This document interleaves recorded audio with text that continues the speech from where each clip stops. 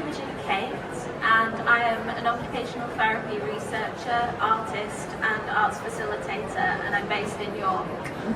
I am blind, autistic and have complex mental illness and seizures. It is an absolute privilege to be here with Reflecting Disability today, and I'm going to very briefly tell you about this work's relevance to children. Recently, I've been working with a group of children with visual impairments and additional complex needs, using sensory storytelling techniques to bring otherwise inaccessible children's books to life.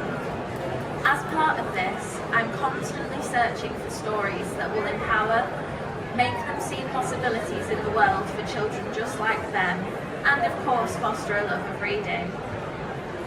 These children are growing up with the knowledge that they are in some way different to others. They are likely to have realities that other children just simply don't have. They have hospital appointments, teaching assistants and mobility aids. Healthcare professionals and adults in general need to flood these children with empowerment, hope and support to overcome the masses of prejudice and barriers in today's society. Creating multiple can-dos for every can't to lift them up and raise them to believe in themselves and the endless possibilities that they hold. When reading books with non-disabled children, every single book, no matter how magical or eccentric, allows them to imagine they are the main character.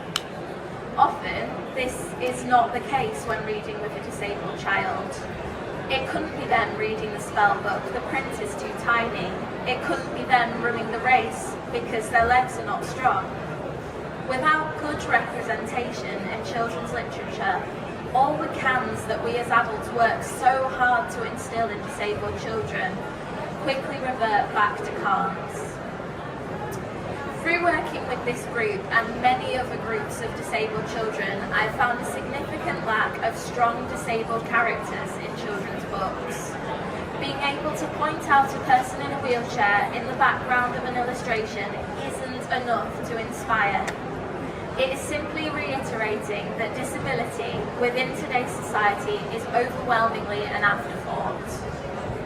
Particularly, I sense an overwhelming need for characters with impairments in plots that are completely unrelated to disability. Where were the ramps at Hogwarts?